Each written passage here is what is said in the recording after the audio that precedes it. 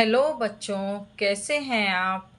आज हम गरिमा हिंदी पाठमाला कक्षा 3 की एक नई कविता पढ़ेंगे। तो चलिए अब हम इस कविता को पढ़ते हैं। कविता का नाम है एक शरीर में कितने दो हैं। यह कविता गुलजार जी ने लिखी है।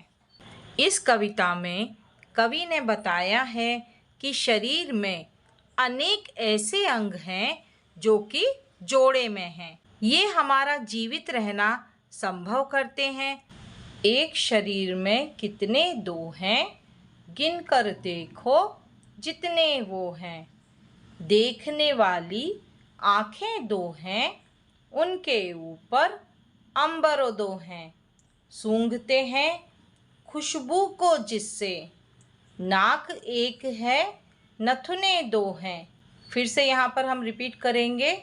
एक शरीर में कितने दो हैं, गिनकर देखो जितने वो हैं। भाषाएं हैं सैकड़ों लेकिन बोलने वाले होंठ तो दो हैं। लाखों आवाज़ें सुनते हैं, सुनने वाले कान तो दो हैं। एक शरीर में कितने दो हैं, गिनकर देखो जितने वो हैं। कान भी दो हैं, होंठ भी दो हैं, दायां बायां कंधे दो हैं। दो बाहें, दो कोहनियां उनकी, हाथ भी दो हैं, अंगूठे दो हैं। एक शरीर में कितने दो हैं, गिनकर देखो जितने वो हैं। दो हाथों की दो कलाइयाँ, टांगें दो और घुटने दो हैं। चलना फिरना उठना बैठना, दो पैरों के टखने दो हैं। एक शरीर में कितने दो हैं, गिनकर देखो जितने वो हैं। पैरों के नीचे दो तलवे, भागो जिनसे एड़ियां दो हैं।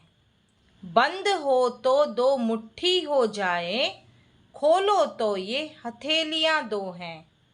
एक शरीर में कितने दो हैं, गिनकर देखो जितने वो हैं।